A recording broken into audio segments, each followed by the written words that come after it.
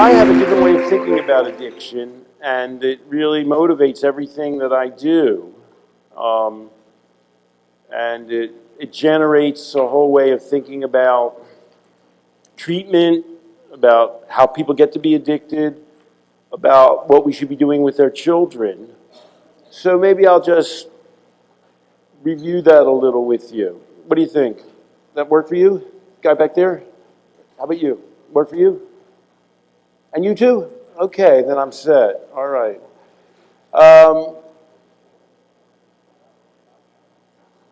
We sort of answered a little bit what is addiction. Did we answer, is love addictive, do you reckon, in the morning? Is love addictive? It can, this man, it can be. It can be. It can be. You see, the problem in addiction field is you can't label anything, any drug addictive. Why can't you label any drug addictive?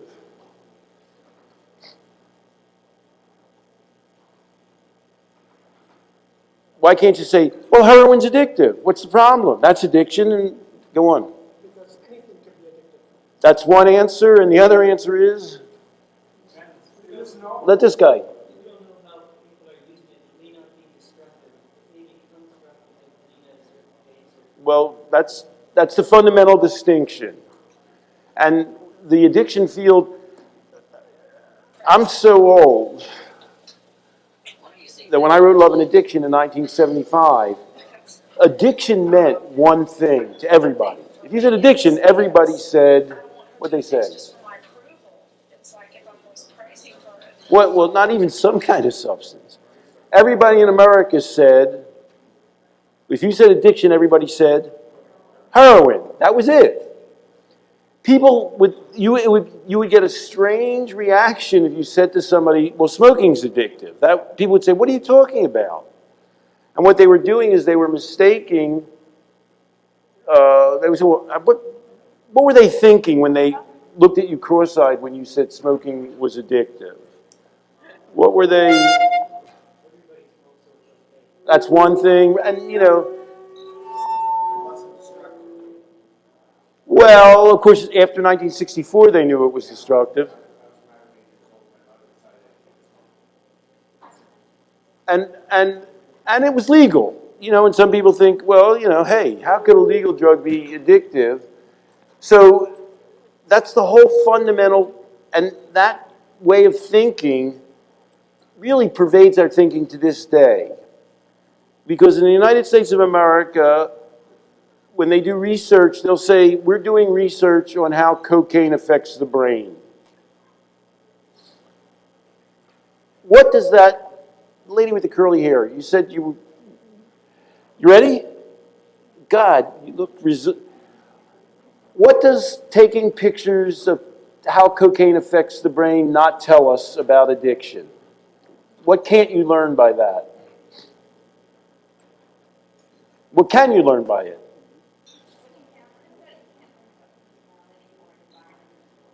What basic information? Okay, so you get some people in the laboratory, lady there. Okay, good answers. Well, maybe you can tell how much they're taking. So some people take cocaine and you take a picture of their brain and it affects this part of the brain. It doesn't tell you two really important things that are fundamental to this discussion about addiction. Well, that's true. That's true. Well put. Who said that? The meaning of it. Well put, buddy. It doesn't tell you who's going to become addicted. It doesn't tell you anything. In Brazil, I was So, okay, Brazil, studied you take cocaine, it influences this part of your brain. studied logotherapy in the United States. And then some people take more cocaine. And then it doesn't tell you a second thing. Teaching logo art. Even the people who become addicted to cocaine, some of them stop taking it. And you can never tell that by taking a vision of their brain on cocaine. But those are the two fundamental things we need to know. Why do people become addicted to an experience? why do they quit that addiction and that experience, and how can we help them to do it? Those are the only two things we can really try and understand. And, you know, the problem with research in the United States is the National Institute on Drug Abuse, they're not free people. Because they're not really, one of the things they can say is, they can't, the United States does a national survey on drug use. Of every American who's ever taken heroin, what percentage would you guess has taken it in the last month? Video? What's that? That is Damn it, you know everything. 6%. Same for cocaine, same for crack. So, obviously, and that's only taken in the last month. We're not even saying they're addicted to it. Obviously, the people who are addicted to heroin and addicted to crack are very much a focus of our attention. They make us very uncomfortable. They're probably not, their lives are probably a wreck. But it doesn't happen that much. If you were to say, based on the government's own data,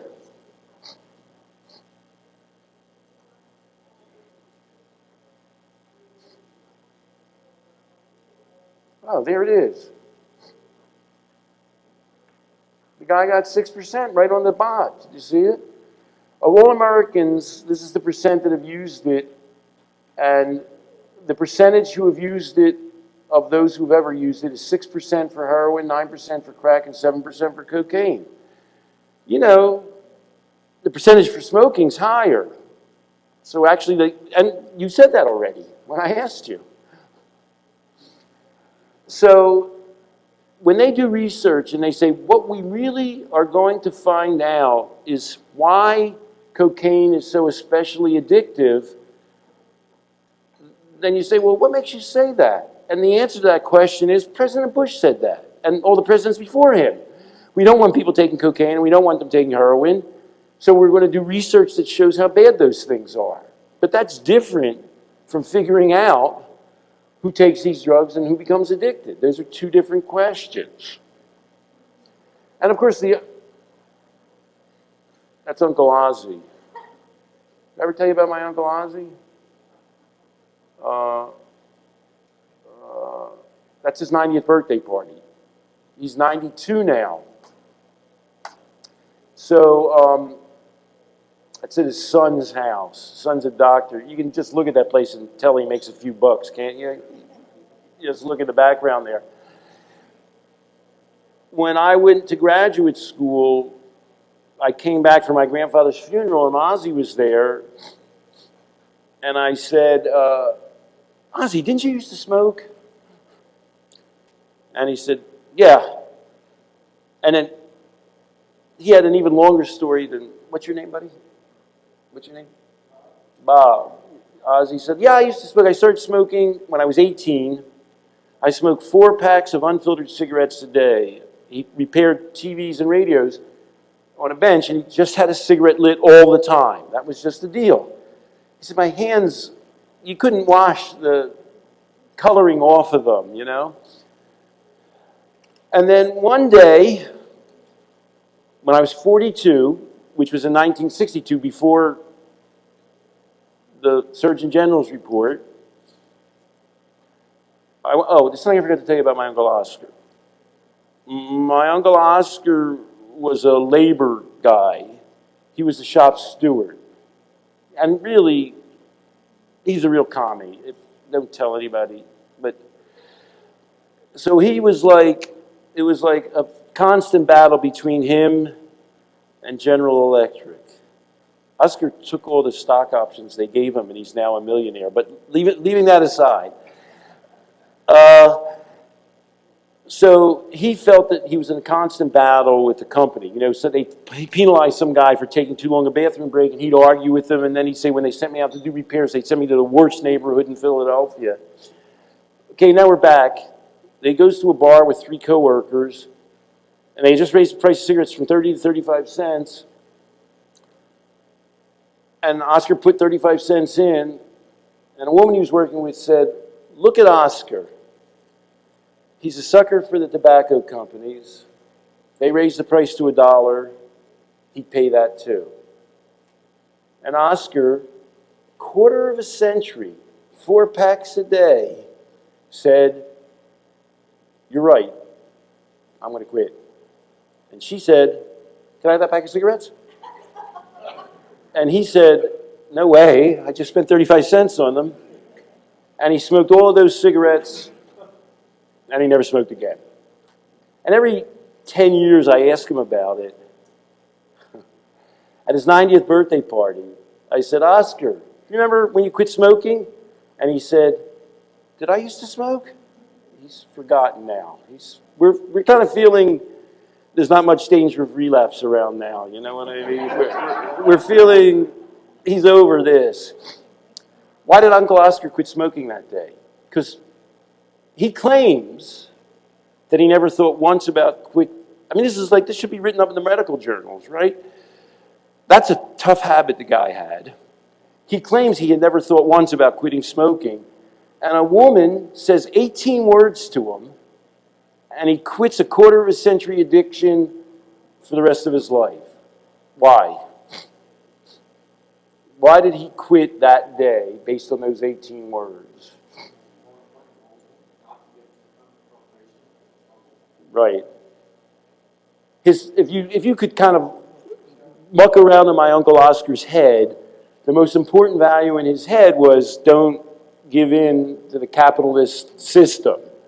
That's what his whole life is based on, you know what I mean? He's standing up for them, they're sending him to the worst neighbors of Philadelphia. He might get shot, but to hell with them. When somebody made him see, well, they didn't make him see, when somebody allowed him to make the connection between that fundamental value he had and the habit, he had to quit the habit or kill himself. So one version of therapy is, how can you interact with somebody in such a way as to enable them to fully appreciate how their addiction violates the things that are most important to them? And, well, what's the answer to that? What's the first question you would ask them? Let's play therapist. I'm not a real therapist, I just play one up front here, but what would you ask them if you were, okay. Or you'd say, well, what's important to you? Tell me about your life. What do you care about? Let's explore all that. Just get it out there. And then you could say to them, what would you say? What else would you, you're aware that they have some addiction, then what would you say? Okay, you're going a little too fast, but that's where you're going. You would say, oh, play stupid. That's what I try. Oh, how does your addiction affect that thing that you're most concerned about? And then it might say, oh, it doesn't bother them that much. It bothers them a little. Well, it bothers them, just let them talk for a while. They'll work the connection for you. You're trying, people,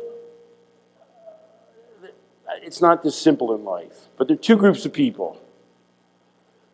There's one group of people who already are living some kind of life, and they really do have things that are important to them. And they haven't gotten to the point of connecting the addiction and its violation to those things that are important to them. And then there were two people who spoke today about homeless women who come into a shelter and people who are really involved in their addiction. And they may have gotten to a point where they don't even, it seems to them, they don't have anything else that's more important to them to the addiction. So there's two things you can do from there.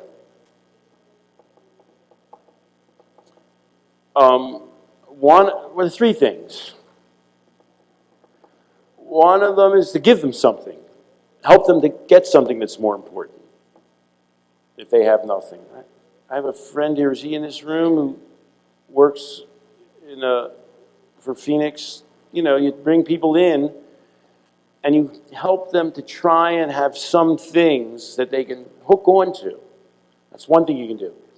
The second thing is, you'd be amazed at people, what they have running around in their heads. Like, example I always use is, a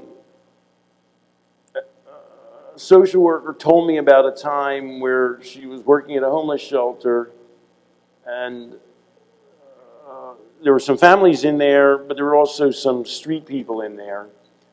And there was one guy she'd always known, it was in Oakland, California.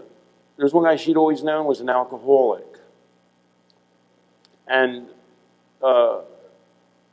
she went into the gym one day and he was shooting baskets. And it was sort of like, you know, like he was sort of like writing poetry or, you know, operating on somebody's brain. She'd only seen this guy drunk. Who knew he knew how to play basketball? So she said, well, there's some kids here. Can you show them some things about playing basketball? And I said, okay, you know, and whatever. And then he eventually became a coach on some neighborhood team and all. And then I talked to him. And I said, so how did this work? And he said, well, I was, you know, a high school city basketball star, but I couldn't get into college, whatever. Then I started drinking. And here's the thing. I don't know how many times I've been in treatment. You know, a lot. 8, 10, 12 times. And whenever I got in treatment, they would always assess me the same way. And they'd always try and persuade me. They'd go, this is a little bit of the opposite of like making people see their addictions. How are they going to change? They would say, well, you know, how's your drinking hurt you? Have you ever lost a job? You know, and he said, you know, and my life was like a wreckage, you know. I'd been divorced 3 times and I've been in treatment 1 million times. But nobody had ever said to me this. Tell me what your greatest success experiences are. Tell me what you would point to in your life as the things that you did that you're proudest of. Because on the one hand, for some people, maybe all people, you need to draw a connection between their addiction and how it's harming them and how important that is to them. For some other people, you need to really make sure that they search themselves to find out what assets they do have. And even some people that don't appear to have any assets, they do. It takes a while to get to be homeless, you know what I mean? People have gone through quite a bit.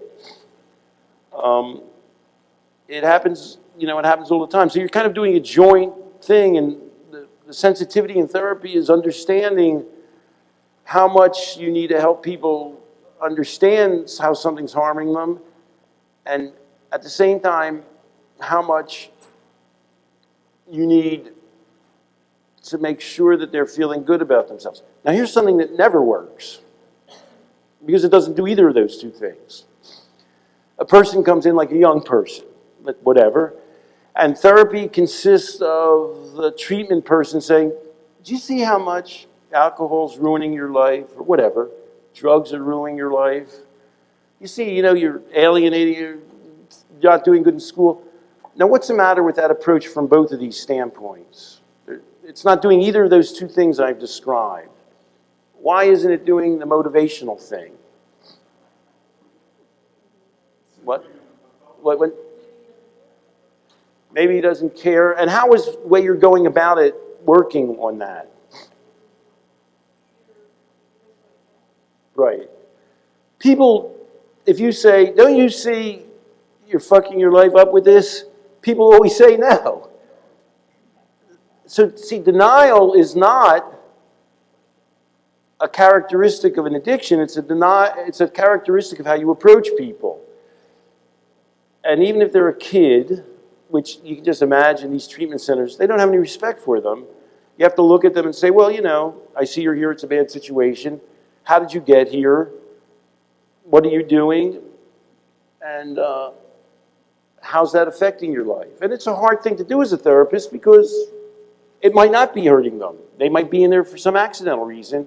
You're relying on them to give you some kind of answers, although you're going to spend some time exploring it with them, because sometimes the second or third answer is different than the first answer.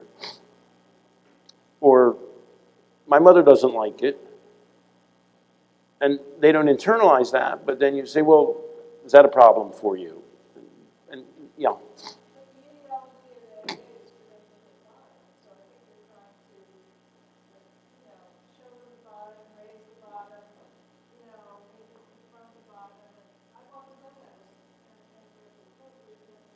You thought it was what? Are you trying to get me to say something bad about standard treatment? Are you some kind of agent or something? And it doesn't do the second thing either. And what, remember the second thing? It doesn't, what? Well, that was the first thing. They have to make the connection, or if you can't make the connection. You could have gone up to Oscar and said, "You're a sucker. You know, look what you're doing." But he had to make that connection. And then the second thing is you need to do what? Especially with a kid, for example. What? You got to remember. What's that? Yeah, you got to build them up. It's so, because if somebody comes to you and says, "Here, I've got a really good idea for how to make people better," especially young people. I'm going to bring them in a room and really, really put them down. Say a lot of negative things to them. I mean, you'd know that was bizarre, wouldn't you? So how, the intervention consists of tearing them down to such a point they can barely continue. It makes no sense at all. The two things you got to do is allow people to see the connection for themselves. You've got to play on their strengths and make them feel their strengths and rely on them. And then the third thing with young people and others, especially young people, especially if they've been drinking since they were 12, sometimes you have to assist them to develop some of these strengths because they may not have sufficient strengths. So that's Ozzy. He forgot that he smoked. Can't tell that story anymore. Forgot that he was eating that bagel too by the time he got done, but okay.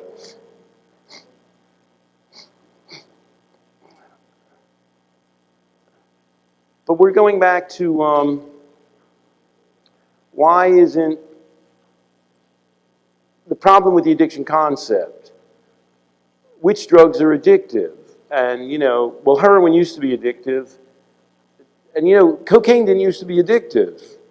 It didn't. They'd have those charts and it wasn't addictive. But then a lot of people started taking it and they sort of said, you know what?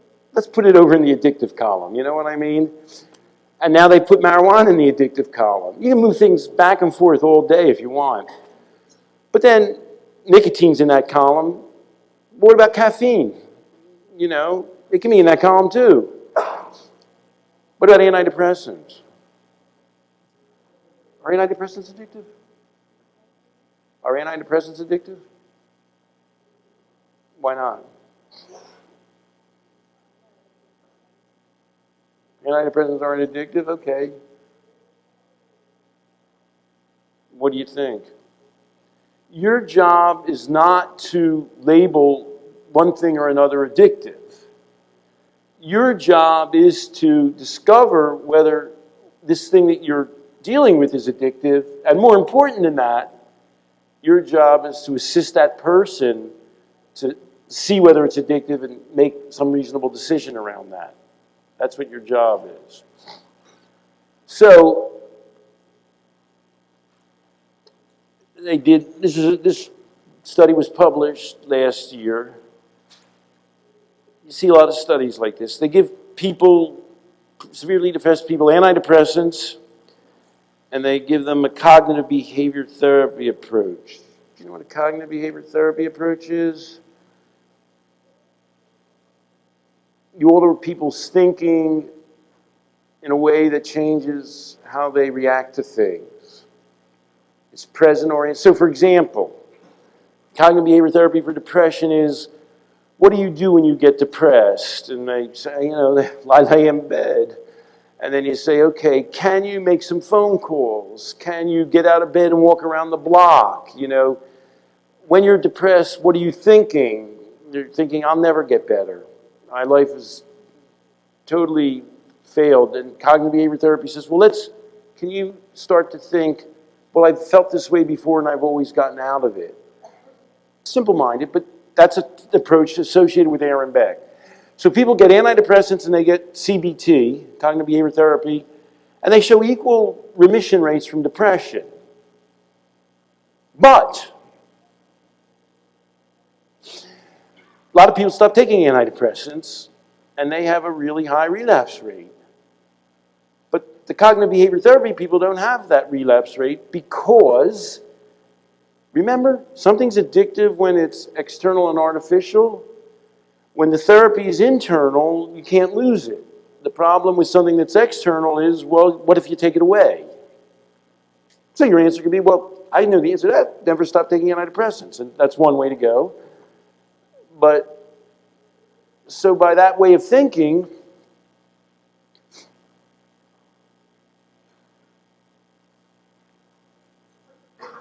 you can think about antidepressants being addictive.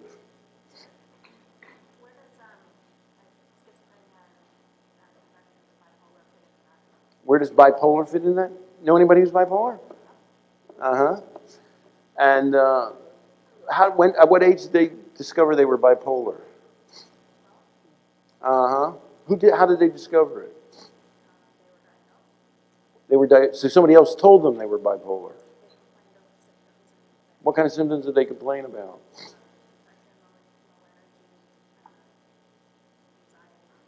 They complained about depression, low energy, and anxiety, and they were 12 years old, and somebody told them they had bipolar. Any reactions? Even guys who believe in bipolar would say that's too early to make that diagnosis. Even guys who make that diagnosis would say you can't reliably do that until people are past the age of 18. And why? What are you thinking about with a 12-year-old? I'm writing a book called Addiction Proof Your Child. I'm thinking a lot about kids. 12-year-old has a lot of mood swings. What do you think? Huh?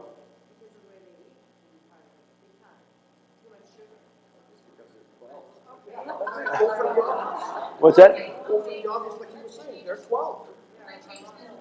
Well, wait a second. I'm not done this yet. You got me going now. Sorry.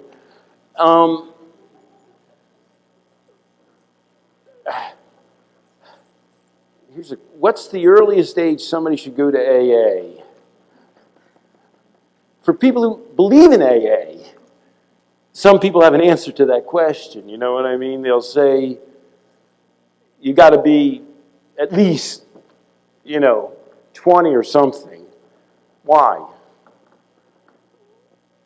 Because some guy at 18 is drinking a lot. What's that tell you? Doesn't tell you that much. You could be hanging around with a lot of guys who drink too much. You know what I mean? You can't tell if a person's going to be an alcoholic when they're 18. You can tell if they got problems that you can help them with. But you can't give them a diagnosis at 18. And in particular, what's bad about that way of diagnosing them? You're telling them what at 18 or 12? What are you saying to them? What's that? Uh-huh. For life. For life. That's such a strange thing. I don't even get that. You got another question already?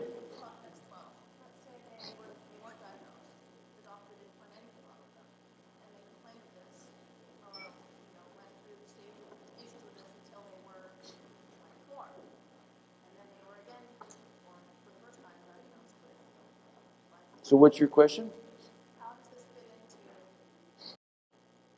What do you think about it? This person that you know who was diagnosed as bipolar, since they've been diagnosed, how have things been going? The 24-year-old, how old are they now, and how well has the diagnosis and treatment helped them? What's that? For how long have they been taking the medication? On and off? What's the off due to? Uh-huh. And then things don't go well when they're off them? What was the longest period off them? Couple of years. And they felt all of that time was bad, or I don't think they would have done it for 2 years if they felt all the time was bad. Would they?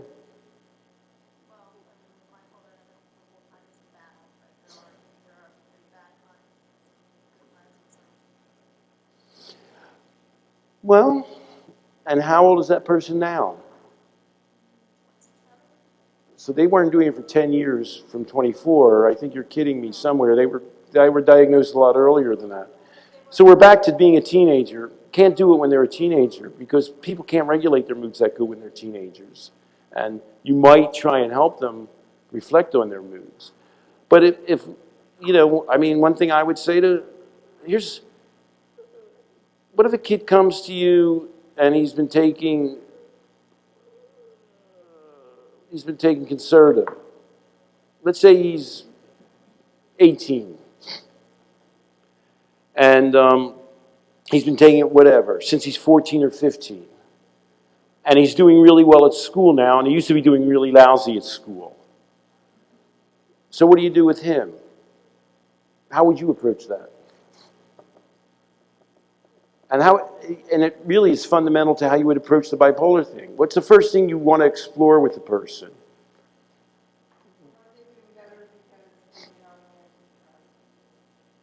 Okay.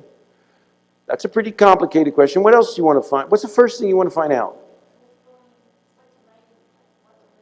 Okay. I like these questions.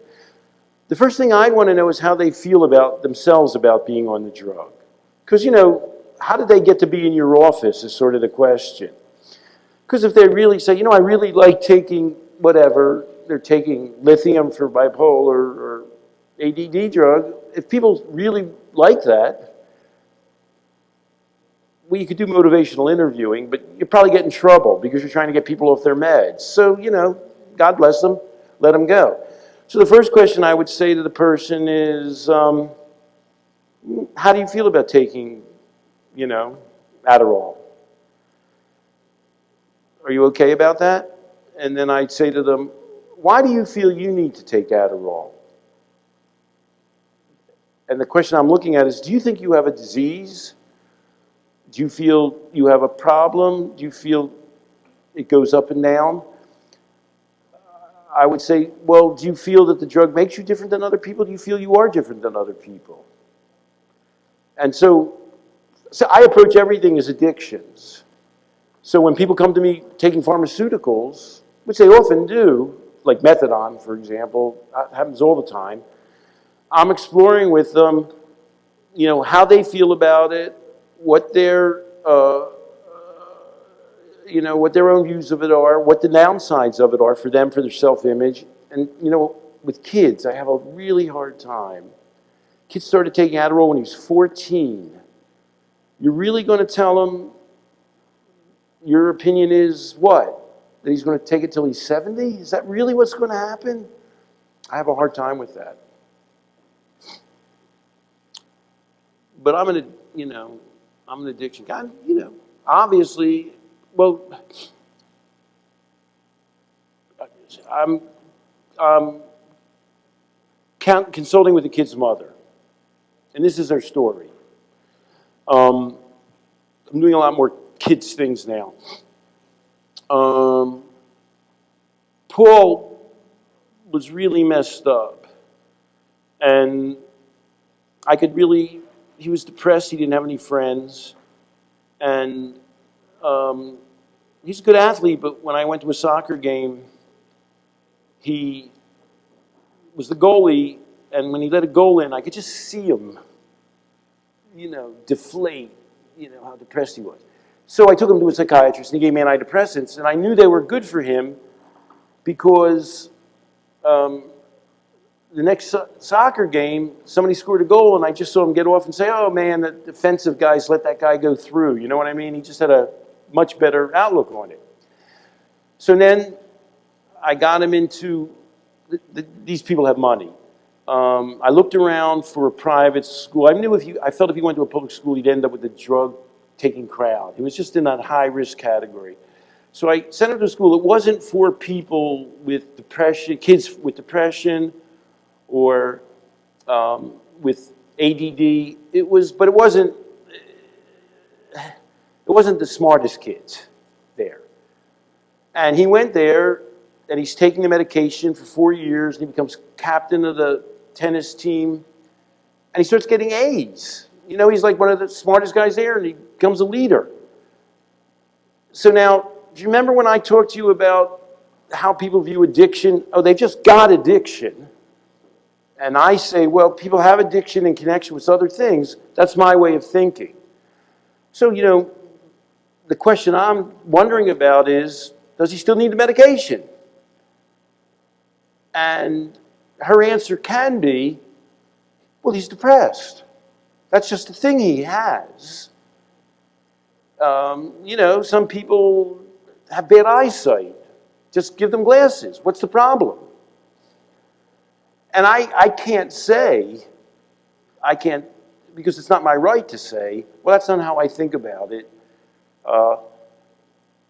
You know, you should tell them I mean, part of what I'm thinking is they've gotten to a new position where they're capable of acting in such a positive. The drugs worked, and she's worked. She's done a good job. She used the drug to get him into positive experiences that have enhanced his self-image. She's done a good job with it. But her interpretation is that it should be with the antidepressant. So what I tell her to do is, well, ask him how he feels about it. Ask him, why do you feel you take antidepressants? Do you feel you'll need to take them your whole life? How do you feel about having to take them for your whole life? Because he's kind of the client. So I'm teaching her to do a little bit of motivational interviewing. Because it's often my experience, the kids are very ambivalent around that. And if there's a lot of, and she was surprised to learn how many negative feelings. She thinks it's great. He's happy. He's doing good. She was amazed to learn that he was having all these kind of self-doubts about continuing with the medication and all.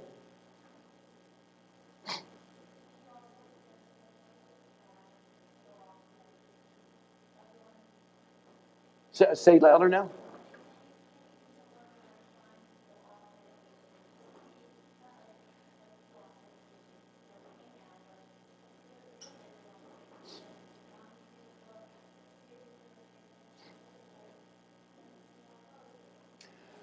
Well, that's tricky. It's not I'm a psychologist. It's not my job to get people off their medications. It's my job to see whether people are contented with their course in life and to explore their options. That's my job. So I don't tell people to get off medications. But people all the time come to me about it. A million people come to me about getting off methadone, you know. And the guys who do methadone, I know them, they say, well, they have an addictive neurobiology. They need something. They need methadone to live. But when you talk to the people, a lot of people don't think of it that way. They feel that they're very much hampered and tied to this drug, and they want to explore the possibility of getting off. So I can't be arrogant enough to tell people, oh, get off your medication. Let's see what happens. I can't do that. But their provider and their parents can't be arrogant enough to say, oh, we decided he has this lifetime disease. We're just going to give him this drug. If he doesn't like it, we'll explain to them. Well, you have a lifetime disease. You can't get off this drug. That's another kind of arrogance. Which I don't go, you can't be arrogant. So, we're back at, how can you say things are addictive? One people said, well, so many things are addictive. And then I think you said, well, not everybody who takes narcotics becomes addicted. So you can't say narcotics are addictive because not everybody becomes addicted to them. And the most obvious example of that is when people go to the hospital, they get real narcotics. They get stuff that's a ton better than you can get out in the street. And they have an IV with you. But people don't become addicted from that. They don't go to the hospital, have an operation, take a ton of Demerol or whatever and get out and say, man, I got to score some Demerol. That's just not how people do it. So it's not the drug. Lady.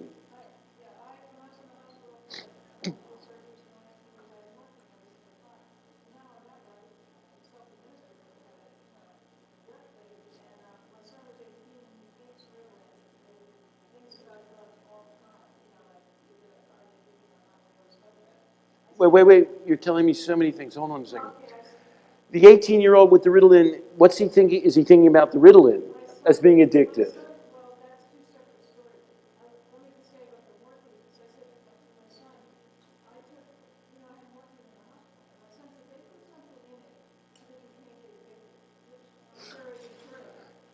What would they put?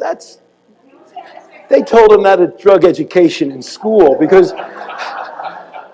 they have people like me saying, well, a lot of people take narcotics and don't become addicted, but you can't tell that to kids in school. And so some kid raises his hand and says, well, what about people in hospitals? They take narcotics and they don't become addicted. So the answer, they have it written down. Oh, they put something in it so they can't become addicted. What is it they put in there? But the drip thing is really fascinating. Remember my model, people are trying to fulfill certain needs. They're using the addiction to fulfill certain needs. That's how I think about it. The first question I asked people, I told you I asked them their strengths. I told you I asked them what they care about in life. But I asked them something else. What do I ask them? What were we just talking about? What's that? Are you trying to what? No, I was just thinking about something with the that I'm asking people when they come to me. Well, what's that? No. Well, what was the last thing you asked me? What's your name? What was the last thing you were telling me about? The drip. Okay, I'm back to the drip. And I'm saying people are using it to deal with something in their lives. And I see where you're going with it. If you believe narcotics are addictive, if you think that way, it's like a scientific experiment. If you give them self-administration of narcotics, what will happen? If you believe that the drug is inherently addictive, what will happen? What's that? I'm sorry? What will happen if it was inherently addictive and they...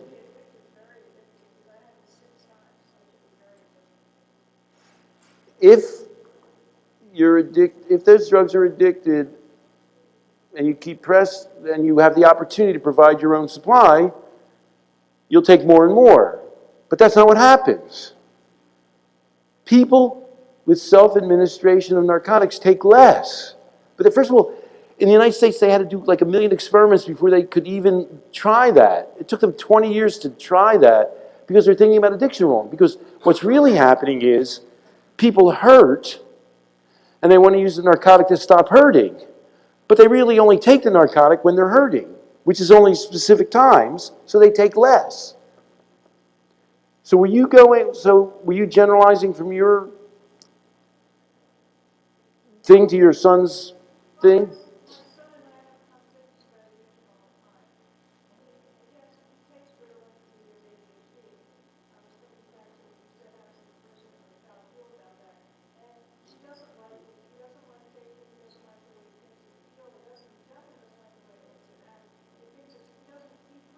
He doesn't like the way Ritalin makes him act?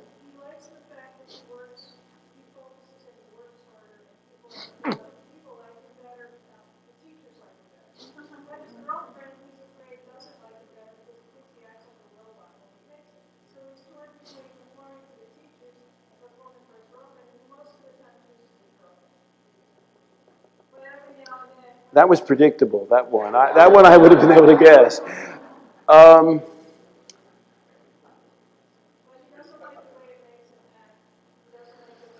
Do you know what Ritalin is classified and considered classified at in American drug classification? They're a Schedule, what kind of drug are they? A Schedule 2 drug. Prescription drug with the highest level for abuse. Why is that? Because if you took Ritalin or Concerta, you would say, damn, I feel pretty good. I'm very energized. I'm focusing on my work now. People, that's a good drug. A lot of people like that drug. And in the United States now, people trade it on college campuses. It's, you know, like they're amphetamines. And I don't want to say amphetamines are good drugs, but people seem to like them, you know? So I had the funniest experience. I knew a guy who was on the board of an ADHD organization, and his son takes Ritalin, and his father, you know, believes it's a disease, and he's always talking about it. And I had dinner with his son and the father, and I always ask the same questions. I'm so dull at dinner, except for the conflict part. That makes things interesting. I say, well, do you feel that you have a disease? And he says, well, I feel I concentrate worse than some people in some areas, but I've been thinking lately, everybody concentrates better in some things than other things, and I've got certain things that I'm pretty good at. He's graduating high school and going to college. He wants to be like an environmental guy. He's really into the woods and all. And he said, in all those areas, everybody has something that they could probably use the drug for that would be helpful to them. And I think that's kind of true. You know, when you're doing your taxes or whatever, you know, you figure, I could use a little Concerta now. Why not? You know, I need a little help. They sold it at the drugstore. You might go down there and get some. And so his father's sort of saying it's a disease, and he's sort of saying, well, I don't feel I'm not different than other people. I feel that I'm sort of along a continuum. You know, some people are worse than me, and okay. And then he says, and now I only take it when I take tests, and I'm planning on ceasing to take it. That's his goal. It's very interesting. People on their own come up with these philosophies. Didn't mention his girlfriend. That might help. So did you have a question? Is your name Linda? I forget already. Linda, do you have a question?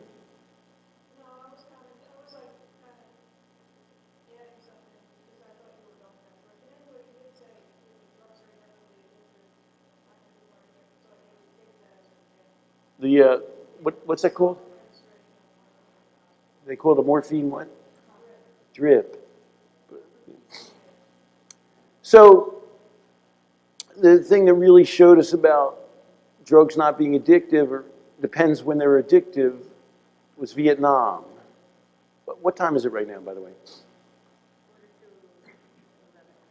11:45. And when are we supposed to take a break?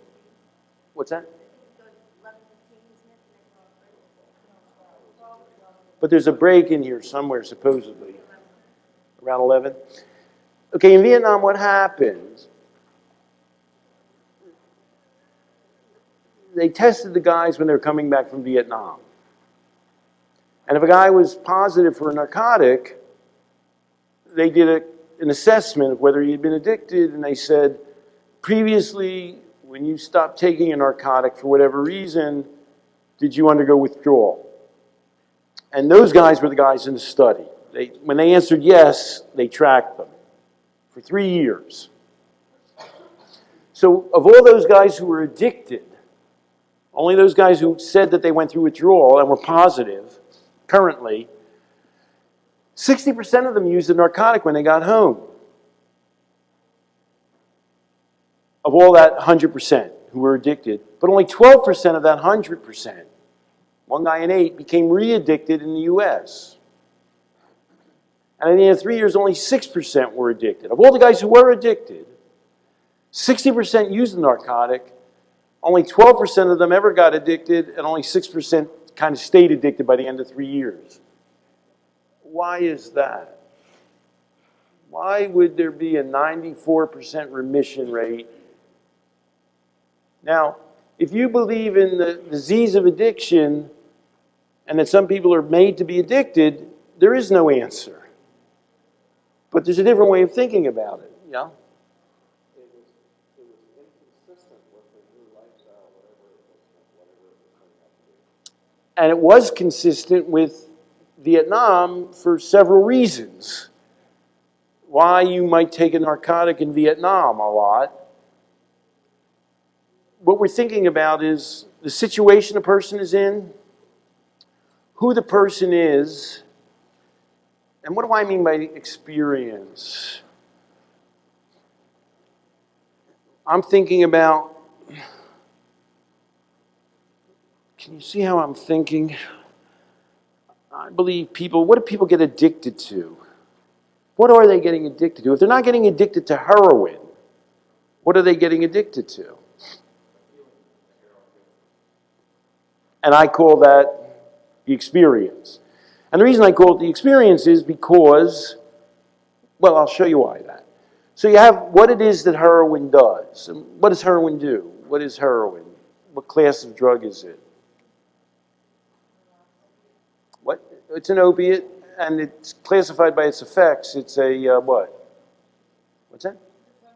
It's a depressant, and it's an analgesic. It's a pain reliever. You know what that feels like? Kind of makes you groggy, but you don't feel any pain. And sometimes you'll sign up for that deal. You know what I mean? Depends how you're feeling. Sometimes that's the way you want to feel. And there's a person and there's a situation. How would you describe Vietnam for the average guy? Well, you're in Vietnam and you're not, you're a little worried. Might die. At home, you don't usually feel like you're going to die, most of the time. That's a negative control. Remember, control, you don't really feel that you have control in Vietnam. Why is that? Because, they send you out in the patrol and some guy could kill you or you can step on a mine. There aren't a lot of positive options. It's not like, do you want to do poetry or woodworking or fight Vietnamese today? Social support, what do I mean by that? Well, you're hanging around with a lot of other 20-year-olds. They're great guys, but they take more drugs than your mother and grandmother, usually. So you're in with a bunch of people who are reinforcing. In fact, you're not in a situation where people say, why would you not, there's no answer to the question, why would I not get stoned? Nobody's saying, you shouldn't get. So these are the characteristics of the Vietnam situation that made that particular experience addictive for those guys. Remember, they were addicted in Vietnam. They were addicted. They went through withdrawal. They came home, they took the same drug, and they weren't addicted. Same guy, same drug, different situation. So let's talk about the criteria for addiction. This is more or less what addiction is an absorbing experience that's predictable. Somebody argue me? Were you the one to argue with me about being predictable? Linda, was that you? Man, are you following me around or what? But heroin it's predictable in the sense that it produces a very powerful effect that's the same every time. That's why people like it. People tend not to get addicted to LSD when it can do one thing or another. People like a nice, predictable cocaine. They always feel the same when they take cocaine. It gives them a sense of control and of feeling value in themselves. That's what addictive experience does. It's illusory. That's the same thing as artificial. It only lasts as long as the drug, and then the situation worsens as a result of relying on that experience. So these are the 5 criteria I use for evaluating anything.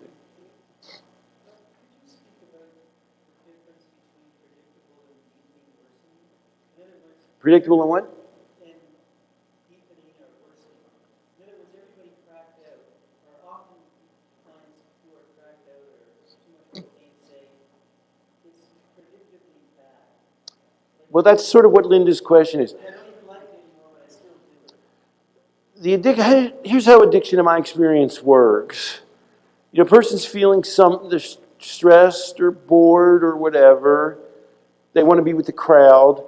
So they drink a certain amount, and that they say, you know, when I drink, 8 drinks or 12 drinks, I feel relaxed. I feel that people like me. I feel I'm being attractive to other people. And then 2 things happen. They say, well, but then I drink more than that, and I don't feel so good. That's sort of A. Or B, they continue to feel pretty good, but the next morning they don't feel so good. And the next morning they don't feel so good for kind of a variety of reasons. They've stayed up too late. They've got a hangover. Maybe they got in some kind of trouble, whatever. Ways you can get in trouble when you're drunk. So it gives them a predictable experience that they're seeking, but its actual ultimate impact on their life is negative. And therefore, why did they take the crack or the heroin or the alcohol in the first place? Because it made up for some deficiency. It gave them some needed feeling that they have no other way of getting. And now whatever it was that made them feel they needed it, they need it more. I felt depressed. That's why I drank so much that night. The next morning I felt really depressed. So I really had a drink. That's just the logic of addiction. And it makes a certain amount of sense. Oh, remember, I know what I was going to say before. I always ask my clients, how do you feel when you take whatever? How do you feel in the middle of using your addiction? And why do I do that? Because I need to understand what experience they're getting from it. And to me, it does 2 things. I'm understanding that, but I'm not arguing with them. If somebody says to me, when I drink, I feel relaxed and I feel better about being with people, I don't argue with them. I don't say, you don't. Or, yeah, but you feel worse the next morning, because you can't argue with people about these things. But I explore that. And I said, well, I don't know. Why are you here? And they say, well, the longer a period I drink, the more depressed I get until I end up in rehab or whatever. I have to detox. But then, when I get out,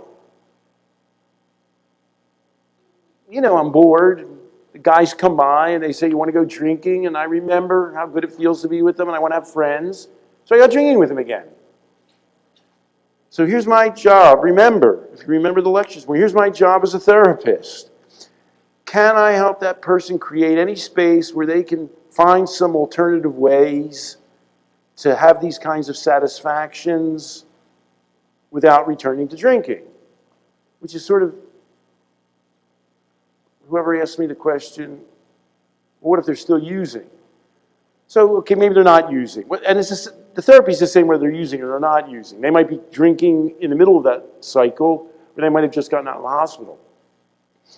So I say, is there any way that you can feel a part of a group? And there's a therapy called social network therapy. I'm not aware of it in the U.S. It's used in Britain, and it's been tested to be highly effective. It consists entirely of discussing with people who it is they hang out with and what alternatives they might have, and helping them to form alternative social connections. That's so powerful.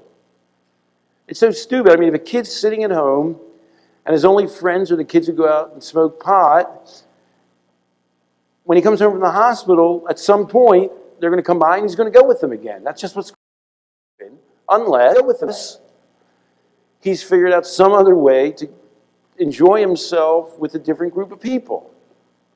It's so stupid and simple. It's almost like, they won't pay you if you tell people that.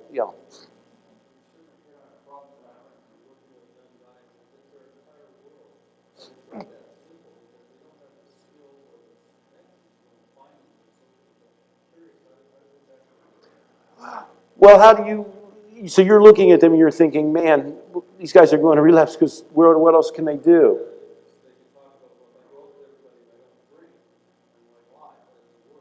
Right. Right. What do you say? Okay, it's good to empathize. Um, yeah. Then what else might you say to them?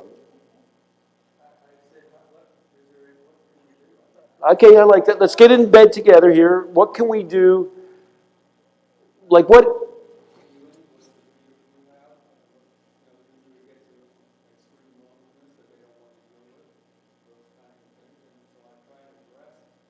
And then you say to them, well, let's just think for a minute. I always do this. I even do it when I lecture. I say, let's not even think that this is real. What would you have to do for that not to happen? Let's just imagine that as a dream. And he said, well, I'd have to go somewhere else and have other friends. I said, really? You'd have to go somewhere else and have friends? You know, let's just fantasize about this. How would you do that? And sometimes the guys say, well, I used to play soccer. I know some soccer guys. They don't drink, you know, or they don't drink that much or whatever. I said, oh, really? Your soccer friends don't do that. If you hung out with them, you wouldn't drink so much, and you wouldn't end up here. Huh. You know, and I just explore that. I explore that goal with them when they understand what it is that we're talking about, and I try and help them achieve it by allowing them. This is, remember, what's the difference between transcendence and real helpful therapy? You want to avoid being the external prop, but you want to be the stimulus to allow the person to reach some kind of resolution on their own to answer what is a fairly obvious problem. It's just a matter of them executing it. It's a motivational question.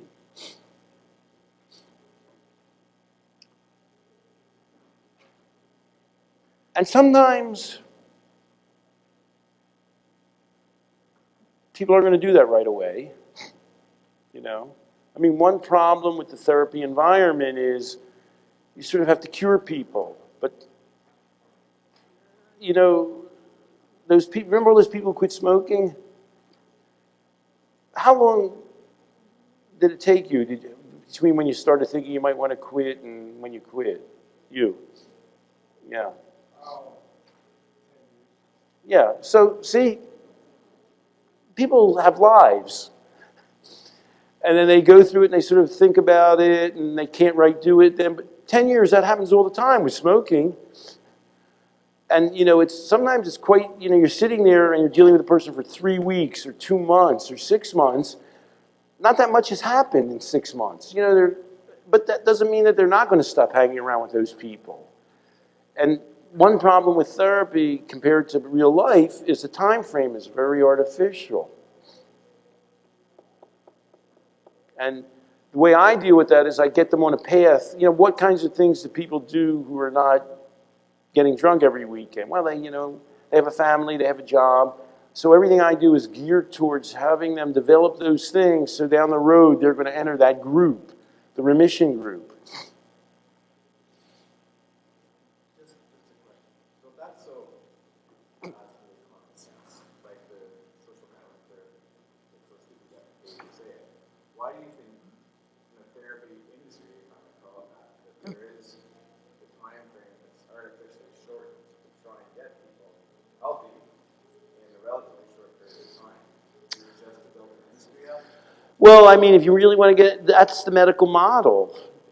I mean, if you were talking about I have something called a life process model. I have a book called The Truth About Addiction and Recovery. Do people really, I mean, when you have pneumonia, they can cure that usually. And they can do it pretty quickly. And if you don't get better right away, you know that you got the wrong treatment, that this antibiotic's not working. And you say, hey, buddy, you gave me the wrong antibiotic or not enough of it. And if you think of addiction as being a whole way people have of getting satisfaction in life, it doesn't fit in that category. And that's, to me, why putting it in a medical model, it's one of the problems with it. Because the time frame, in the pneumonia category, you don't have to do anything except take the medications. But you have to do more, the patient, in this thing. So I don't feel it's helpful to make the medical analogy for dealing with people. And what I think about is people's life frameworks, a longer stretch, what kind of abilities they're going to have to develop. I mean, if you say, I think this woman's going to quit drugs when she gets married and have children, Well, you can't give them marriage and children the next day, the next week. That's a long-term goal. A lot of times I can just see that in a person, that they're just really, they're hanging around with people, they got to just go in a different direction. It can happen, it will happen, if you believe it and you help them. But you don't have that luxury, too. Your funding might not be going that way. You may not be rich and famous like me and have that luxury of doing that. Yes?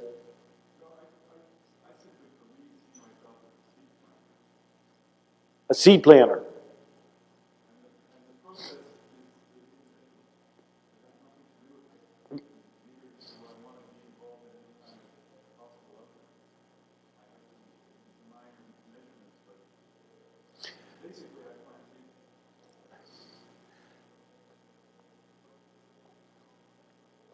I think of myself as like a consultant. I feel that they're doing all the work, and I'm helping them. But one thing that's critical in what you say, there's two dangers, and we've talked about this in treatment. One danger is people won't change. They'll still be depressed, they'll still be addicted. That's one danger. Then the other danger we were talking about with giving them drugs is they'll get better from the therapy, but who will they attribute the betterness to?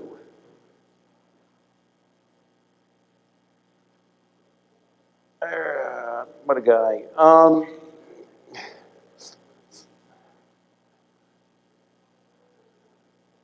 Well, harm reduction, that's an interesting, we'll talk about that, but what are the most effective treatments? Brief interventions and motivational enhancement. I won't get into all of this. These guys, Reed Hester and William Miller, one of the people from their team is speaking at this conference. Tani, when's he talking? Tomorrow. So brief interventions and motivational enhancement, they combine the results of all the research that they can find in terms of outcomes, and those are the most successful therapies for alcoholism.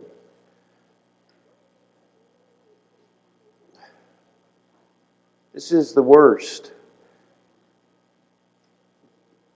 Take it up with Tani. Well, he's not the one who did this. 12-step facilitation, Alcoholics Anonymous, confrontational counseling, general alcoholism counseling, and those educational tapes about disease. Here's what alcoholism is. They're the least effective. So what are brief interventions and motivational? Brief interventions work this way. A guy comes in, he's just been taking cocaine. He comes for a medical visit. You divert him to a peer counselor. The peer counselor that's the ongoing relationship. He's got a medical relationship. You talk to the person and, you just get some feedback and give them some feedback about their drug habit. You say, do you want to cut back? The responsibility is his entirely. Then you say, well, here's some ways that people cut back. They go to self-help groups, they start exercising, whatever. This entire interaction takes 20 minutes. That's the therapy. Except there's a follow-up. It's 20 minutes, but say, whatever, I'm going to call you, or 6 months later you got to come back. Follow-up's really important because they've got to be doing the work, but it helps them to know you're kind of there somewhere. They're figuring out how to do it, but you're going to check up on them. Empathy and self-efficacy, that's what I'm getting down to. Let me talk about can significantly reduce overall consumption, binge drinking, problems due to drinking. This is just a study that found this. But one thing you'll notice is that brief interventions and motivational interviewing are not abstinence-oriented primarily. So we'll have to talk about that. The way they measure is reduction. Motivational interviewing is a lot like what we've been talking about. I've got a tape of motivational interviewing. I don't know, if I had a whole day, we might look at it. You begin by, expressing empathy, exploring values. Remember, that's what I said, what's important to you. Developing discrepancies, remember, where you say, well, you say it's really important for you to be healthy or your family or whatever. How is your drinking or your smoking affecting that? What's role with resistance mean? Your job as a therapist. What's that? Right. When they say, I don't think I can do that, you go, there's a bunch of techniques you learn. You say, oh, you don't think you can do that? You think, oh, so you're going to be addicted forever? You just feed back to them. And then, you know, in the tape I have, the guy says, well, I'm not saying I'm going to be addicted forever. He starts arguing with you that he's going to change. If you don't put yourself out in front of the person, they'll start taking that role. What is self-efficacy? Because brief interventions and motivational interviewing both have the self-efficacy thing. So if we understand what self-efficacy is, it helps us. What is self-efficacy? When you have self-efficacy, you believe, what's that? Right. You believe that you have the strength and the power to do it yourself. So remember, all my stuff ties in together. Remember when I talked about real transcendent experiences and then addictive ones? If you think to yourself, I am better because of, you can see where I get down on drug therapies. If your answer to the question is, why did I get better? Well, the group made me better. The therapist made me better. The drug made me better. That's not self-efficacy. That's the treatment made me better. And that's what I was responding to in your statement. When you're able to make people believe that the treatment, that they're getting better because of their own efforts, I mean, it's tempting to feel how great you are. But they're going to leave your therapy, and the concept is they're going to have to live life. And when they remember that control variable, when they feel that they control what happens to them, that's good. That's going to work. And the therapy itself should contribute to that. The therapy should make them say, oh, I'm doing this. I've got the ability to do this. It's what I'm deciding. It's my gifts. It's my strengths.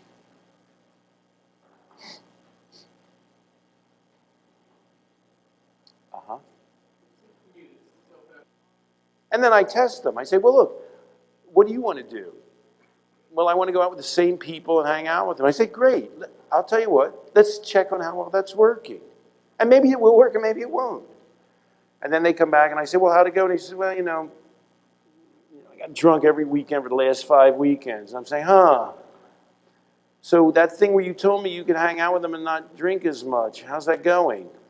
And then they say, I still think I can do it. But that's okay. Remember, it took him 10 years to quit smoking. We can wait 2 months, So this is the last thing. I don't know. What time is it now? It's probably past the break. Time for a break? When we come back, I'm going to talk about harm reduction therapy, which is both brief interventions and motivational interviewing are talking about cutting back, not quitting. And what I've just described to you is you can go through a therapeutic interaction and say, go out and drink with your friends. And, people say, are you crazy? So the way I approach therapy is, it's all, in my mind at least, it all fits together. It's all very integrated, all the terms that people use, they all fit together in my head. So maybe I'll try and share that with you. We were talking about one problem with that medical interaction is that time frame is so unrealistic, I mean, if you have to go through some significant life changes often to combat an addiction, how realistic is that? Although on the other hand, of course, brief interventions don't take any time. But of course, the concept is the time has to be their time. Because if you're just going to count the time you're sitting together, that's no time. But as I mentioned, both brief interventions and motivational interviewing are what you would call harm reduction techniques. In fact, it was really amusing to me. The National Institute on Drug Abuse funded a study. I think it was cocaine and heroin users. And the results came out, and the guy who published the study said there was like a 48 or 58% reduction in heroin and cocaine use. But by the time it got into the NIDA publication, they increased abstinence from 12% of the population to 23% of the population. So you see, they're saying, I mean, that's still a lot of people who aren't abstaining, but they're saying, we're not going to put down that they're using less heroin and cocaine, and that's why this is a good therapy. They won't even do that with alcohol, but they're never going to do it with cocaine and heroin. But these therapies are geared towards that orientation. And it takes a certain amount of revision of your thing. How's that work for you? The guy behind you. Tell him what I'm talking. What am I asking? But tell him specifically what I mean.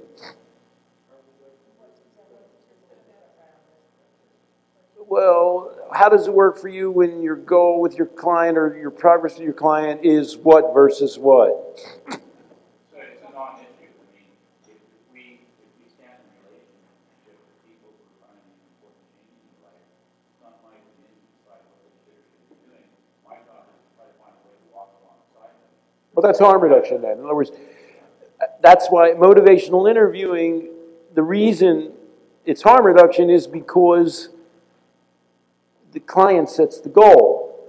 And whenever you have the client setting the goal, it has to be harm reduction, because not all clients walk in and say, you know, I really just want to go cold turkey. They don't all come in, and at least some of them are going to have a different idea. And of course, standard therapy is to argue with them. Oh, you can't do that. But again, what a strange idea. Guy comes in, he wants to do less of something bad, and you argue with them. How does that work? You know, even if you think they'd be better off abstaining, the better way to do that process is to work through it with them. You know what I mean? Well, if they're using less, then they can use none. Or if they'll see that they can't cut back, it'll be obvious to them. I don't have to persuade them. It's not a didactic approach. So the principles of harm reduction, actually, I stole them from Marlatt. He's in the lecture this morning. He's presenting something about meditation, though. He's not going to talk about this, I don't think. It focuses on consequences of behavior, which is what we're all talking about here. In other words, who was I talking to? Well, I was talking to the guy who does the Phoenix thing. You want people to show up at work. That's the thing. You want them to not be arrested. You want them to not get into fights with their wives. Those are the goals. And that's what you focus on. And that's the dog wagging the tail. The tail is the drugs and the alcohol. If the guy can cut back, or if the person can drink in an environment where he doesn't harm himself and others, that's progress. It allows for non-abstinence outcomes. It's client-centered, which is another way of saying if the client sets the goal, it's going to tend to be harm reduction. Because if you're sitting there waiting for 100% of your clients to come in and say, I want to quit tomorrow, that doesn't happen anywhere. And one problem with AA is if you limit yourself to those people, well, it's good to get those kind of people often, but that just leaves the other 95% somewhere. Who's working with them? The ones who don't say, well, I'm going to try and quit this week. And what's low threshold, low commitment mean? It's sort of like what we were discussing with needle exchange. How do you get people into therapy? You see, you just say, let's just get started here. clean needle, that's all we're asking. You don't have to quit. You don't have to come back. We're just trying to get you. The way I talk about this in all, a lot of times you're thinking about, with clean needle programs, you're thinking about guys who are, on the street. They're street junkies. But let me give you the same concept. I'm doing a lot of work with parents and kids now. So mother comes in and she says, my daughter's 16, and last weekend she went to a concert in Madison Square Garden, and she got so drunk, they kicked her out, and she was drunk, I don't know how many of you been to Madison Square Garden? It could be a tough neighborhood. At 12 at night by herself in the streets of New York. And somewhere in the conversation, this lady's religious. She says, I can't, I'm not going to give my daughter permission to drink and have sex. Which is, it's a funny comment because she didn't give her permission to do it before either. And she still did it. So the way I try and reframe that is I always say, let's just think, what's the worst thing that can happen? And let's just try and cut out, that's how I approach harm reduction. Let's just try and cut out the worst thing that can happen. That's what we're going to try, that's the low threshold approach. Let's just cut out the very worst thing that can happen and see where we're at after that. So, with a junkie, kind of the worst thing that's going to happen is he's going to die. And, if he gets HIV, it's like a death sentence. So, but with the worst thing that can happen usually in most cases is people can die. So, her mother says, I'm dealing with a mother, she says she could have gotten killed there or whatever else could have happened to her there. And I say, okay, let's just try and eliminate that worst thing. And how would you prevent her from getting killed in New York? Well, I should tell her she has a cell phone. If she gets drunk, she needs to call me and to get her. And then we work backwards from that. Obviously, when she calls, you can't scream at her. You just have to be neutral and go get her. And then, what's the second worst thing that can happen to her is she can, have unprotected sex and get pregnant or a disease, and that's, getting drunk's one thing, having a baby at 16 is another, And I said, well, what can we do to prevent that? There's some, you can follow the logic where you end up with that. So I imagine a pyramid. And I always say, whether it's the individual client or the parent, what's the worst thing that can happen? Let's think what we need to do to prevent the worst thing from happening. And then work our way down. So for somebody who goes out and they have risky sex, or they get drunk drive, for some people the answer is, why don't you get drunk at home? That's safer. And the logic is, you can always work your way down that pyramid. If they're alive, you can always work your way down that pyramid. That's how I think about it. And pragmatic means pragmatic. You're just focusing on what you can accomplish. Because I think I have a chart here about what you have to do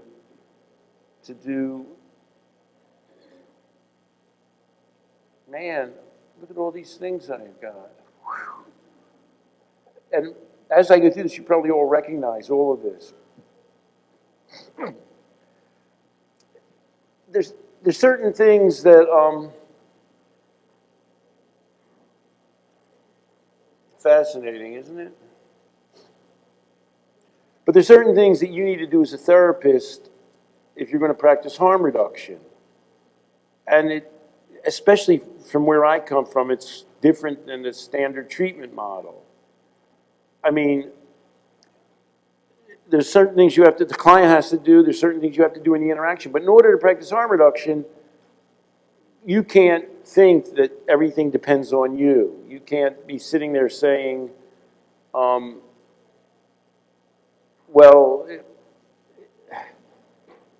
it's my job to get them sober.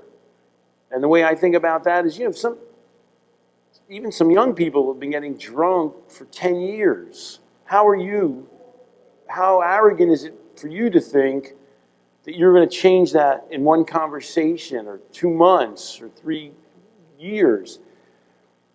You're not going to change it at all. They've got to change it. You're not responsible for changing it.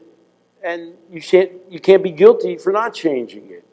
You're doing your job, and they're following a process.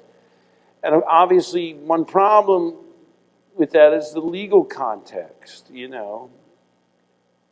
have to think about the possibility. Well, what if they go out and get drunk and they get in a car accident? They can say, well, he didn't tell me to stop drinking. But you did tell them to stop driving and drinking. You did tell them that. So you need to be thinking yourself what the worst thing is that can happen to you. And make sure, hey. And, you got to make sure that you've covered that base. You know what I mean?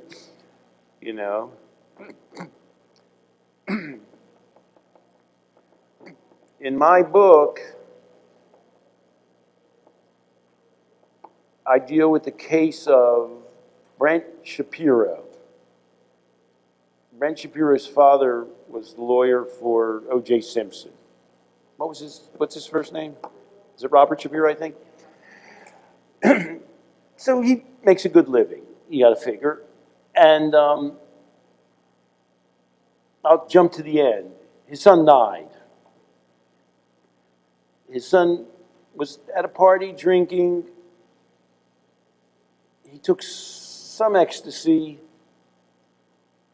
He was with his girlfriend and some friends. They went home. In the middle of the night, he started turning blue, and it was too late. There was nothing they could do to save him. Apropos of the answer to the question, well, what's the worst thing that can happen? His son died last year. So he created a foundation, the Brent Shapiro Foundation, because he's got a ton of dough. And he went on the Larry King show. And what he said on the Larry King show is, we've really got to deal with this disease of addiction. It's rampant. And we've got to really make sure that people realize this. But let's get back to Brent Shapiro. Brent Shapiro had been in a lot of good treatment programs where they told him he had a disease already. He kind of, whenever somebody suggests a solution for something based on something that happens, I always say, if we did that, would we have not had the problem that we're talking about? But his son had been in every Betty Ford type center in Southern California. But what was worse is he was a high prognosis candidate. He was attending USC. He was in his junior year. He was a pretty good student. He had a girlfriend. He had a good family. If we can't save him, we can't save anybody. So what happened to Brent Shapiro? I don't know what happened exactly, but what I think happened was he'd been in treatment, and, he decided that he could without problems. And then, he went to parties with his girlfriend and his friends, and then they were using drugs, and so he used drugs sometime. And there was nobody he could discuss that with. He wasn't going to go back to his AA counselor and have a discussion around that.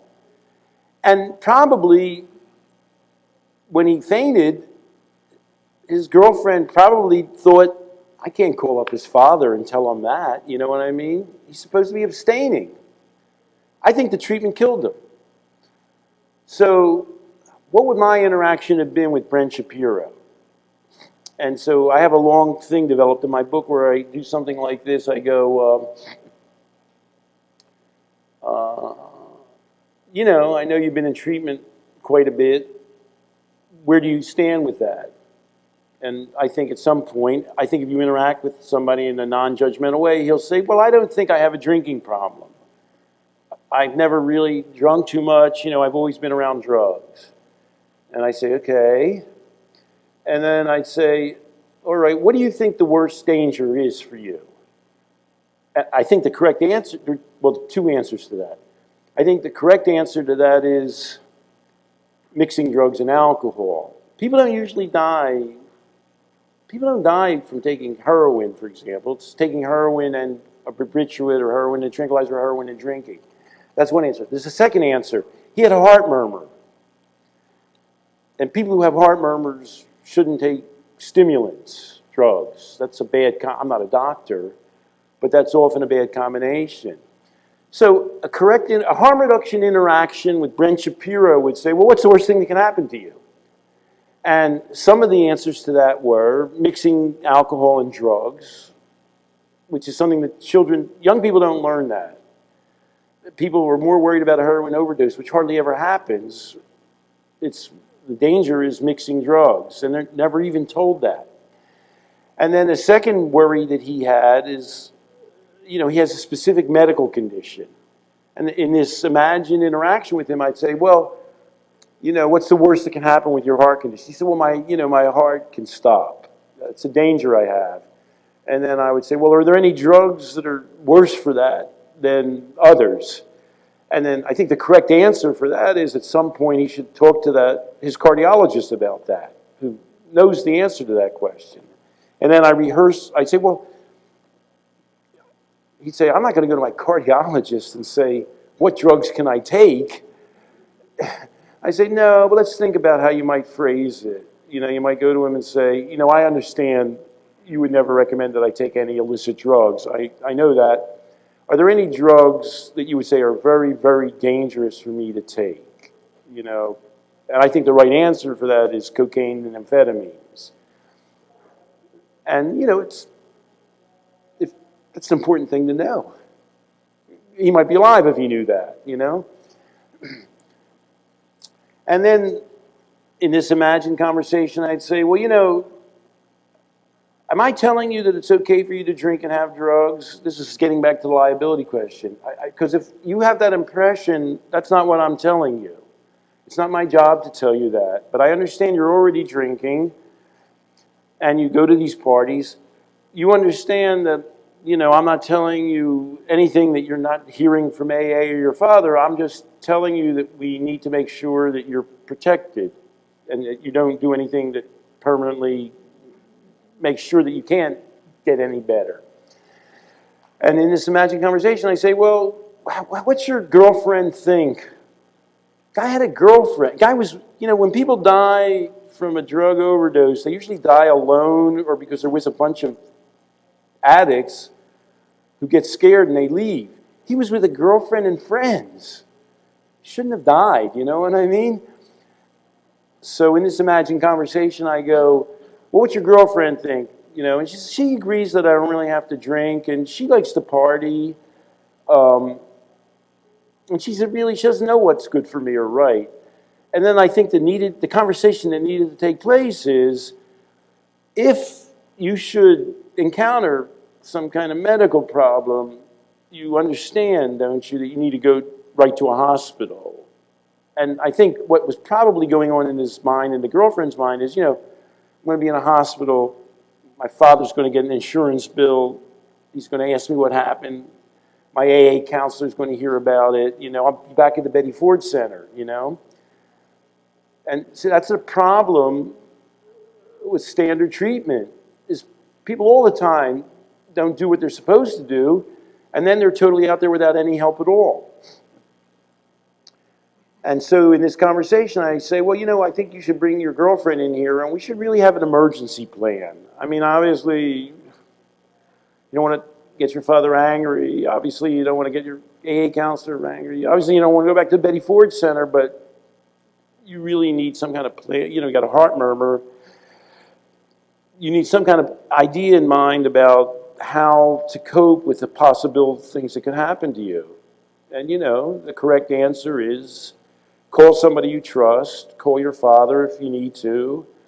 Maybe you could prepare him for this by having this discussion with him and, you know where the closest hospital is and be prepared to go there. So that whole conversation, you know, the liability question is you're not telling people to drink and take drugs. Therapists don't do that in general. You're telling people how to protect themselves. And as I said, I always start with, what's the worst thing that can happen? Let's come up with a way to prevent that. That's what I'm here to do. That's my job in that interaction. So, you know, to me it's very ironic that a guy, and on the Larry, I got a transcript of the Larry King interview. He says, we got to let more people know about the disease of drug addiction. It's rampant. And Larry King goes, and we're losing that battle. And his father goes, we're losing it big time. And then he says, even the very best therapy we have, AA, fails 95% of the time. So he sort of knows it's not work, you know. He almost knows his son was going to drink again. But they weren't prepared for it. So it's so ironic to me that he's really trying to get more of the same thing that killed the son. That's the way I look at it, which is sort of the example of insanity.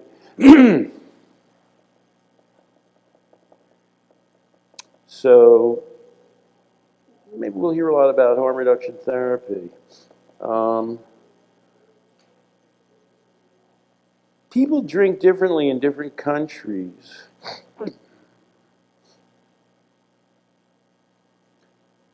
The World Health Organization does a survey of 35 nations.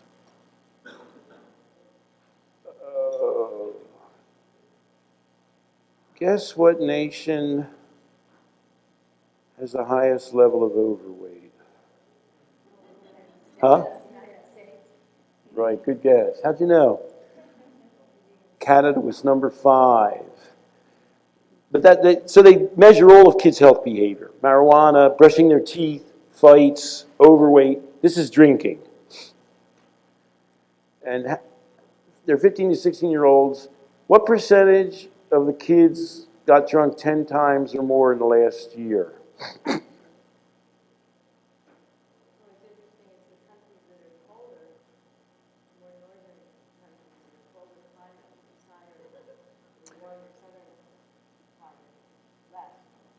That's one thing.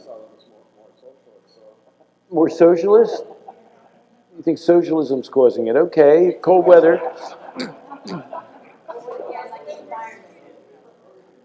But there's a pretty big difference here.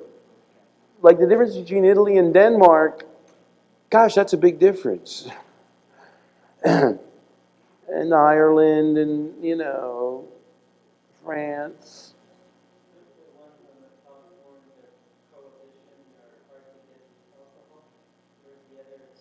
That's a good point. Denmark, Finland, Northern European countries, Scandinavian countries, have a concept of making it hard to get alcohol. They have very high tax rates. Has anybody here ever been to Norway? So, have you ever noticed that you see more people drunk on the streets of Norway than in other places? Because in the town of Bergen, I have a picture of this. They have a statue of a guy laying in the street drunk. That's a statue in Norway.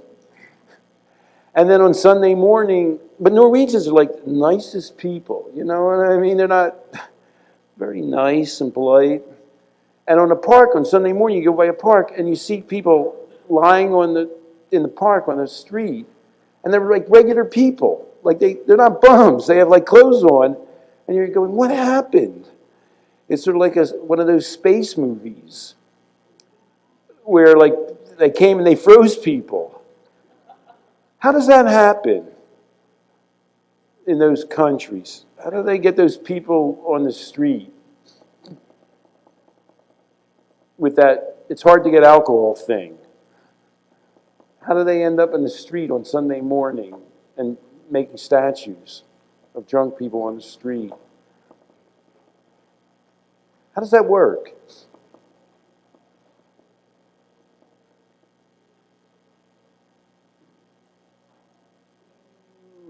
And how do they have so many less people drinking in Italy, getting drunk? Well, maybe they really, really make it hard for kids to drink in Italy. What do you think? Huh. That's ironic, isn't it? Yeah?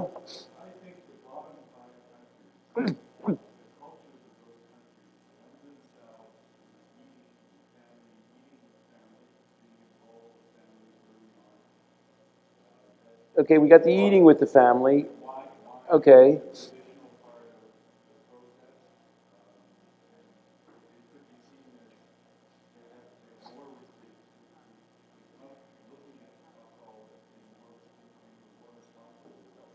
So they're introduced to alcohol very, it's a part of the family experience at a young age, yeah? But also, particularly in Italy, even though they're interested in age,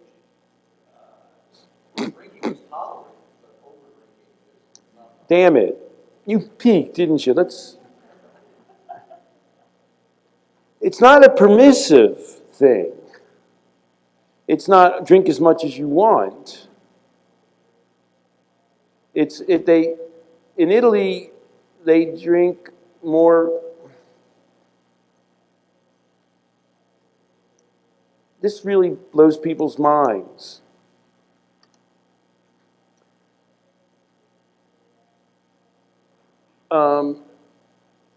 People in Italy, most men, or quite a large number of men, drink every day. But of all the men who drink, 48% of the people in Ireland, of the men who drink in Ireland, binge at least once a week, and 11% of the men in Italy do. What's happening here? How's that work? What's happening in Ireland?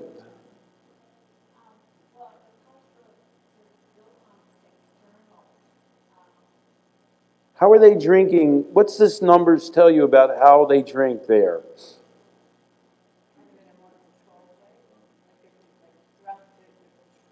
And how do they drink in Ireland? Let's just go to the negative. What's that? Well, in the pub and the culture, like externally. Look at these numbers here. Okay, so they don't drink, okay, they're drinking in a pub, so they're not having wine with dinner. Is that what you're saying? They're going out on Saturday night, drinking with a lot of other men. What's that? And getting wasted. That's the deal. That's the way it's done. Now, we can't change Ireland and Italy, possibly. Or it's certainly not our job to change Ireland and Italy. But what does it tell us about life here? What do these numbers tell you about life here? What does it tell you about addiction? Harm reduction, you could say, is more happening spontaneously. Right. So they're, Well, right. They're not, I mean, they don't look at it that way. right. You're not Italian, are you? Oh. They're not, right, harm reduction. They're sort of saying, well, not only do kids drink, we're going to teach them how to drink. Because eventually they drink, for sure, in Italy, but in Ireland too. We're going to teach them how to drink. And we're going to start it at a young age, and we're not going to make a big deal about it.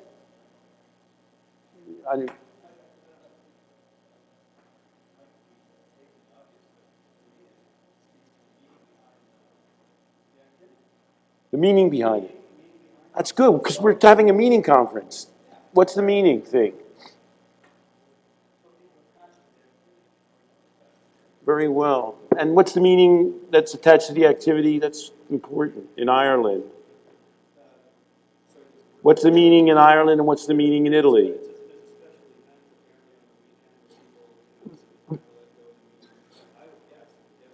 And what do they see alcohol? How do they envision alcohol? Damn, you're good, buddy. You should have been talking all along. They see alcohol as a magical experience. You know, Alan wrote, alcohol is a magical elixir. They see it as a major thing that can transform your life. It has almost magical properties, and it gives you permission to be crazy. I mean, Norwegian people wouldn't be sleeping in the park ordinarily, but people understand. Oh, they were out Saturday night.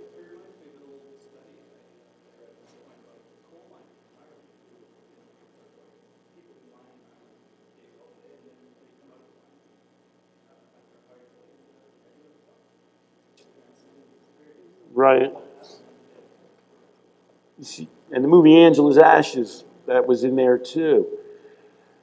So what you're trying to do, the experience, the meaning of the experience, you don't want the activity to be larger than life. You don't want it to be magical, which is another problem I have with the disease model.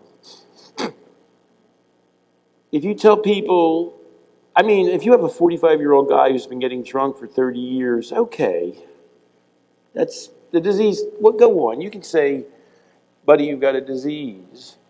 But if you got an 18-year-old or a 16-year-old, that whole lecture doesn't work. You know what I mean? And look, and I almost killed myself, and I got divorced, whatever. But here's the alternative model in Italy or France or Greece. Alcohol consumption is accepted and governed by social custom. People learn a way to do it. This bottom line, alcohol is not seen as obviating personal control. Drunken misbehavior is disapproved and sanctioned. So I have one case in my book. It's one of my favorite cases. It's this guy, he's Italian, and he's drunk wine at home, but he goes to a big family gathering. And he's there with his father, and his father, he's 15, serves him wine for the first time in public. And he's really very proud and tuned into it. His uncle's there. And his uncle's brought a guy, I didn't say it in the book, he happens to be a Southern guy. And there's a lot of wine around, and as the Southern guy drinks more and more, he gets more and more rowdy and inappropriate. And he starts trying to stick tips in the waitress's brassiere. And the guy's father, this is him, his father, his uncle, his uncle's friend. The guy's father looks at his uncle, just like that. And the uncle takes the guy over to the side and says, "We don't do that here. You have to leave." You know, it was embarrassing. You know, the guy was being sent home like a bad boy. And the kid said, for the rest of my life, whenever I saw people, you know, getting drunk, or people wanted me to get drunk, those words, "We don't do that here," just flashed in my mind. He learned you weren't allowed to do that. So it's kind of a self-efficacy message, too. You have the ability to control it. We expect you to control it. That's your responsibility. Which is similar, if you go back to the therapies that work, it's, you know, you have to place the weight on the person.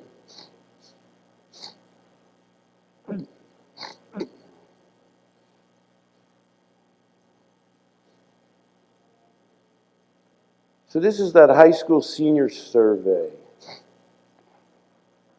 In the United States, you can't drink until you're 21. No high school seniors in America are 21. Ergo, nobody drinks. Well, it doesn't work out that way. It's not quite accurate. In the last year, 71% have had a drink. Half of American high school seniors, counting boys and girls, have gotten drunk in the last year. A third of them have gotten drunk in the last month.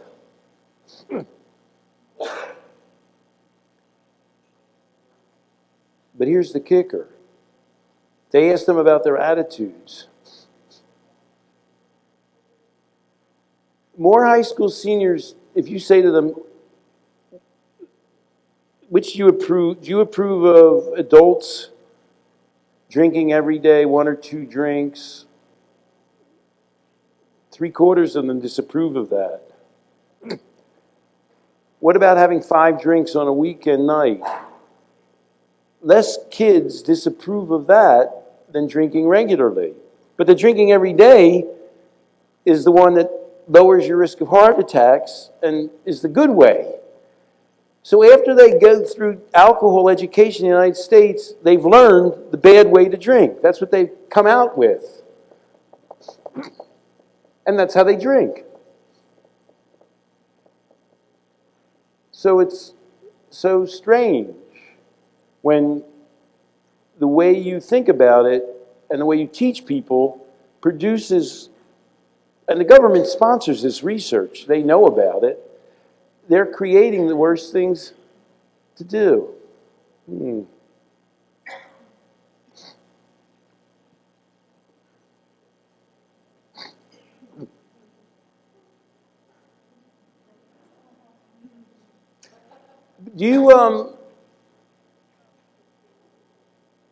you think there's going to be more, less, or the same amount of addiction in 10 years in the United States? I know many of you don't live there. It could be the same amount, it could go down, it can go up. How many people think more? Raise your hand. Which is funny because we spend all this money, we're going to inoculate people against cocaine and everything, but most people don't really feel that addiction is going to go down. That's not what most people, when I ask them, think, including most professionals.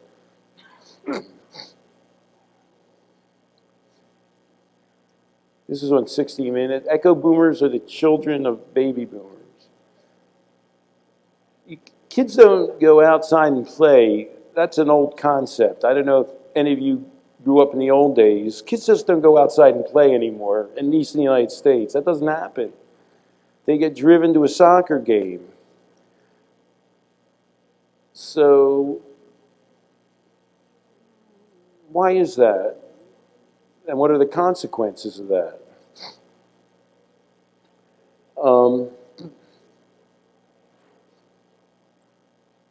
Why don't Americans let their kids go outside and play? Is it really too dangerous, though? How do kids actually die? Well, how did Brent Shapiro die? Most suburban kids aren't going to get murdered or kidnapped, but a certain number of them are going to get in car accidents and do whatever Brent Shapiro did, you know. Kids are most likely to die by actions they take themselves. That's how kids die.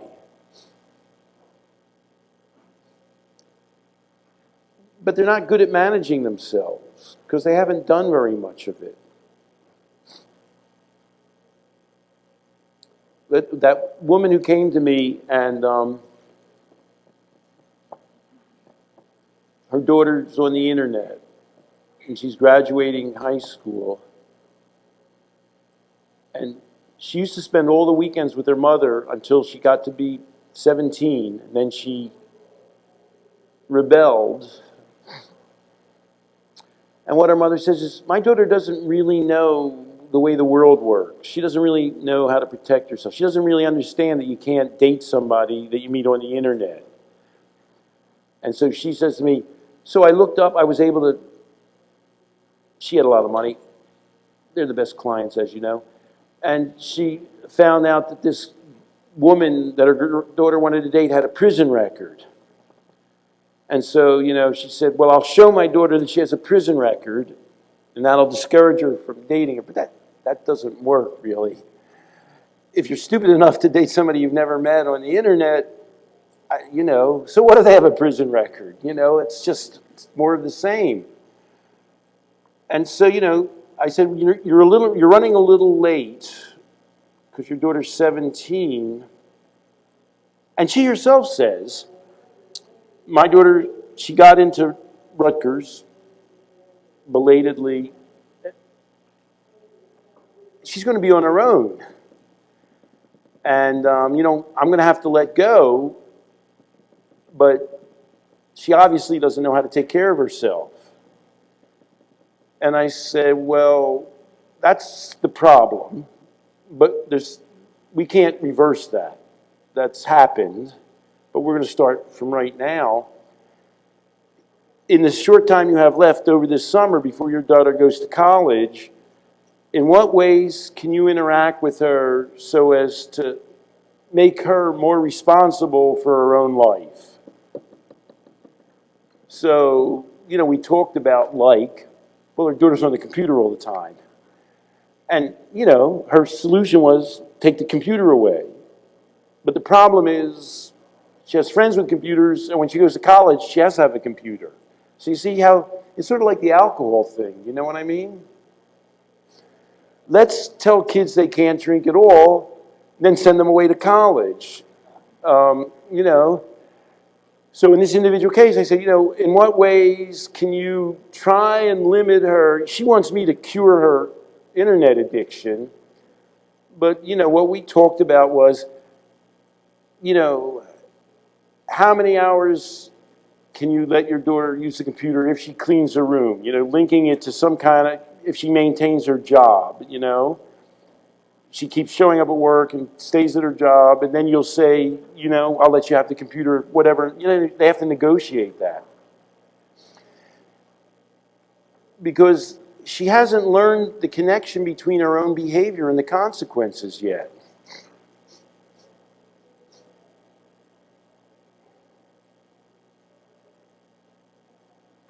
I like this quote.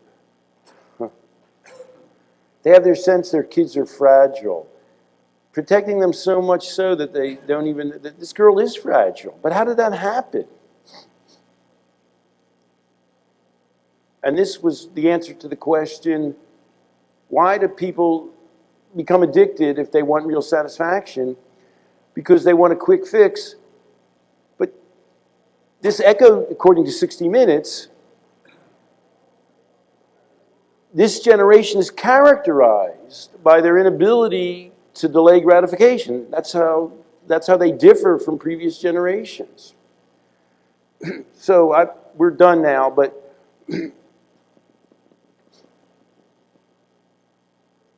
we're actually raising children in many cases to make it more likely that they're going to be addicted, which is so strange. Certainly in the United States, we're not thinking, let's get more people addicted. We're saying, well, let's cut out drugs. Let's eliminate underage drinking. And that's how we're thinking. Let's go back all the way to the beginning of my talk. Remember when I said people think addiction is a disease that just sits there. People have a disease and they can't help it.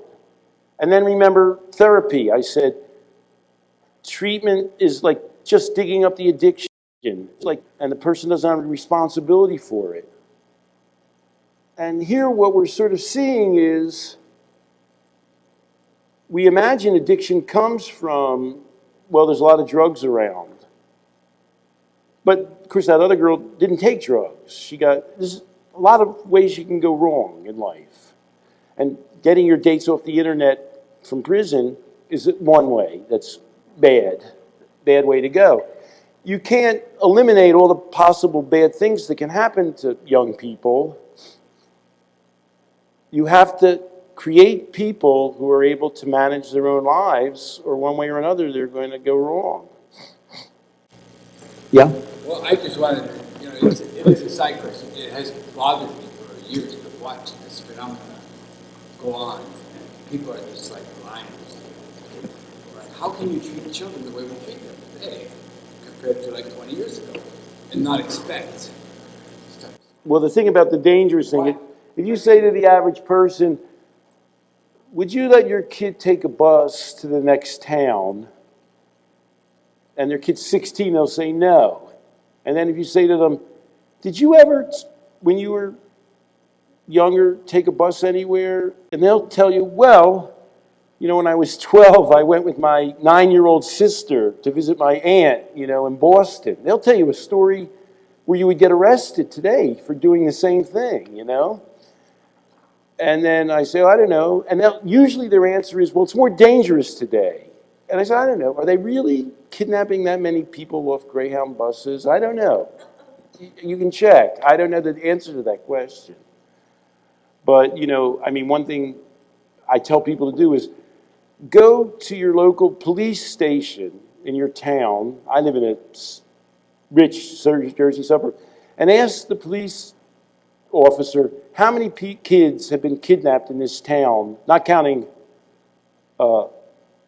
their husband from a divorce, leaving that one aside. How many people have been kidnapped in this town since they've been there?